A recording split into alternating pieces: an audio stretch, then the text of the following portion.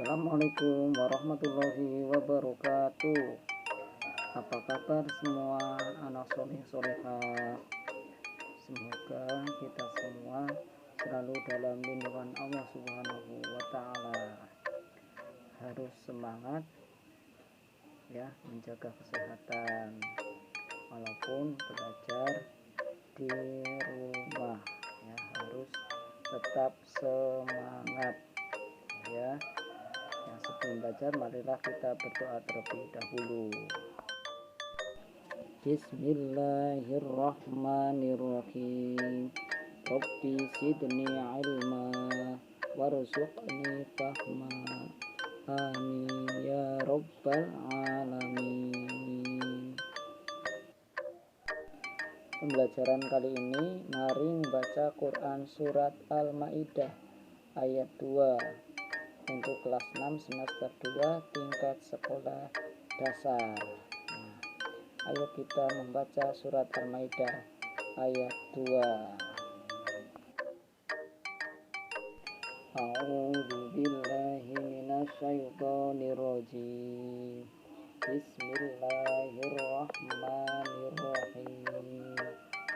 Ya ayyuhalladzina amanu la tuhillu sya'airallahi wala syahrul haram walal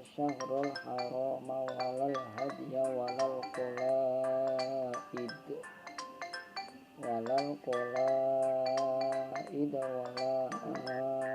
aminal baital haram yabtaquna fadlan mir rabbihim wa ridwana wa idza halaltum fastadu wala yajrimannakum sana'anu qaumin an saddukum 'anil masjidil haram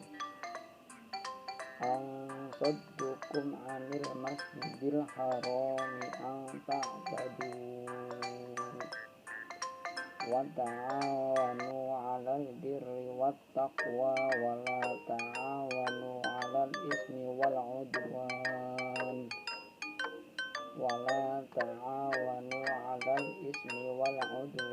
wattaqullah innallaha syadidul 'iqab. Shadaqallahul 'azim. Masuk ke penjelasan surat Al-Maidah ayat 2. Surat Al-Maidah terdiri dari 120 ayat. Surah Al-Maidah termasuk golongan surah Madaniyah karena diturunkan di kota Madinah setelah Nabi Muhammad SAW hijrah ke Madinah. Nah, ingat-ingat ya, surat Al-Maidah terdiri dari 120 ayat ya. Tuh ya. Ingat ya, ingat. Lanjut. Makna surah Al-Maidah ayat 2. Al-Maidah artinya hidangan.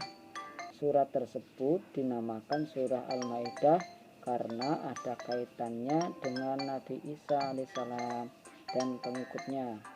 Pada waktu itu pengikut-pengikutnya setia kepada Nabi Isa ya, alaihissalam meminta kepada Nabi Isa alaihissalam agar Allah Subhanahu wa Ta'ala menurunkan untuk mereka Al-Maidah, hidangan dari langit. Hal itu tercantum dalam surah Al-Maidah ayat 112 ya. Seperti itu. Dipahami ya makna surah Al-Maidah ayat 2 ini. Surat Al-Maidah ya artinya hidangan. Surat Al-Maidah ada kaitannya dengan Nabi Isa alaihissalam dan pengikutnya. Tuh pahami ya, artinya hidangan surat Al-Maidah. Untuk dipahami ya makna surah Al-Maidah ayat 2 ini. Sudah paham belum? Lanjut. dipahami ya. Nah, tentang tadi surat Al-Maidah ayat 2 maknanya ya, tentang hidangan. Untuk dipahami ya, dipahami ya maknanya. Lanjut. Surat tersebut juga dinamakan Al-Uqud, yang artinya perjanjian. Dinamakan Al-Uqud karena kata tersebut terdapat pada ayat pertama dalam surat ini. Hal ini berkaitan dengan perintah Allah Subhanahu wa Ta'ala terhadap hamba-hambanya agar memenuhi janji mereka kepada Allah Subhanahu wa Ta'ala dan janji mereka kepada umat manusia. Seperti itu ya, dipahami ya. Tentang surat Al-Maidah dinamakan Al-Uqud ya. Nah, lanjut ya. Surah Al-Maidah juga dinamakan Al-Munqis, artinya yang menyelamatkan.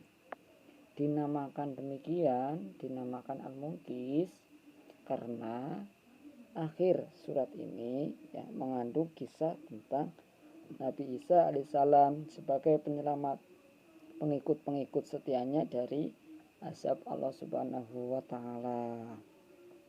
Pahami ya? Surat Al-Maidah dinamakan Al-Munqis ya, artinya yang menyelamatkan ya. Itu ya, juga tentang kisahnya ya, mengandung kisah tentang Nabi Isa alaihissalam sebagai penyelamat ya. Nah, pahami, lanjut ya. Untuk dipahami ya tadi ya. Nah, surat Al-Maidah kalian membaca, kalian pahami ya penjelasannya, asbabun nuzulnya itu ya, itu makna yang terkandung dalam surat Al-Maidah ayat 2. Lanjut. Nah, di dalam surat Al-Maidah ayat 2 Allah Subhanahu wa Ta'ala menerangkan kepada orang-orang beriman tentang 5 larangan yang tidak boleh dilanggar. Kita tidak boleh melanggar ya. Seperti itu ya. Allah Subhanahu wa Ta'ala menerangkan kepada orang-orang yang beriman tentang 5 larangan yang tidak boleh dilanggar ya. Seperti itu, dipahami ya. Apa saja larangan-larangannya, nanti kalian memahami ya satu persatu ya. Dengan kalian memahami ya, lama-kelamaan paham ya. Nah, apa saja itu larangannya, nah, pahami bareng, ayo dipahami agar kita tahu maknanya ya, makna itu ya, agar tahu larangan-larangannya ya, 5 larangan itu. Nah, apa saja itu larangannya ya, lanjut ya. Nah, 5 larangan sebagai berikut. 1. Dilarang melanggar syiar-syiar Allah Subhanahu wa Ta'ala, yaitu segala amalan dan ketentuan-ketentuan yang ditetapkan Allah Subhanahu wa Ta'ala dalam ibadah haji dan lainnya. 2.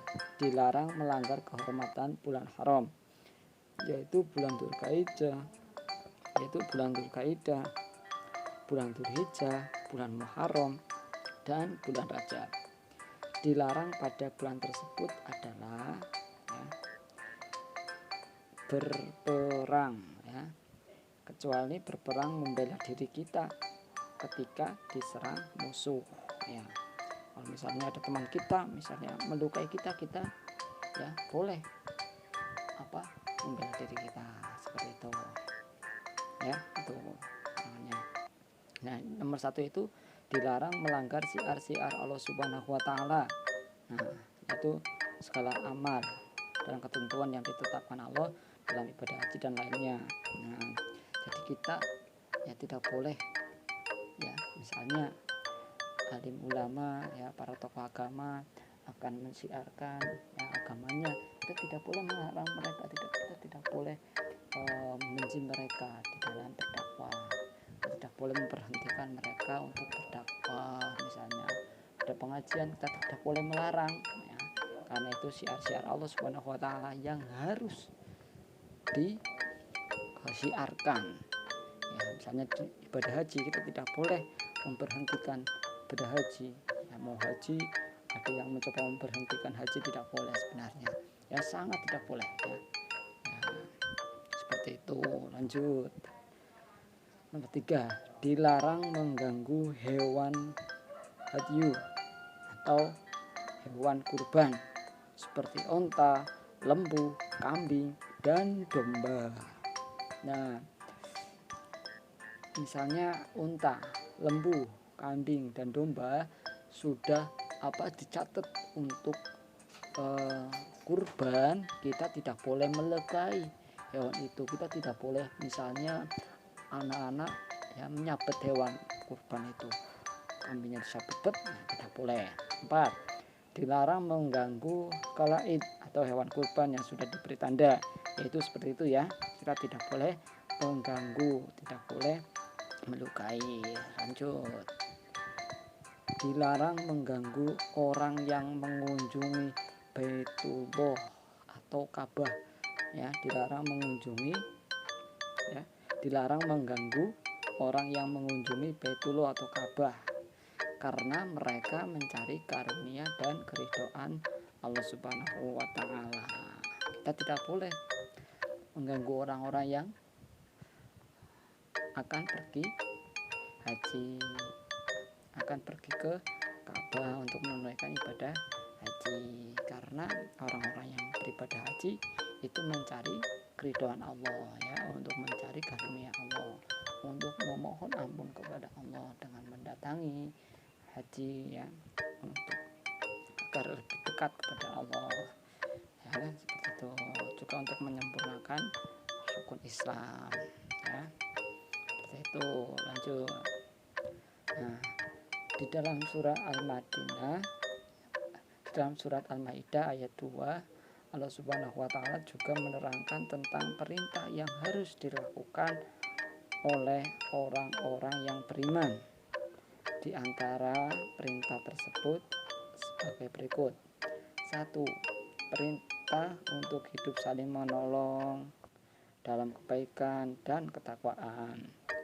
Orang yang beriman ya, itu perintah untuk bertakwa kepada Allah Subhanahu wa taala, seperti itu ya, dipahami ya. Nah, dengan kalian memahami, kalian belajar memahami ya, agar paham, nanti diulang videonya kalian memahami. Demikian ini pembelajaran hari ini, pastinya sudah paham ya, mudah, tetap semangat ya. Sebelum selesai belajar, marilah kita berdoa terlebih dahulu ya, agar ilmunya masuk ya, agar apa yang sudah didapatkan masuk. Bismillahirrahmanirrahim. Allahumma arinal haqqo haqqo warzuqna tiba'ah wa arinal batila batila warzuqna jinaba. Amin ya rabbal alamin ya. Alhamdulillahirabbil alamin ya. Pembelajaran hari ini telah selesai. Nanti kalian bisa mengulang lagi pembelajarannya, mengulang ya. Wassalamualaikum warahmatullahi wabarakatuh.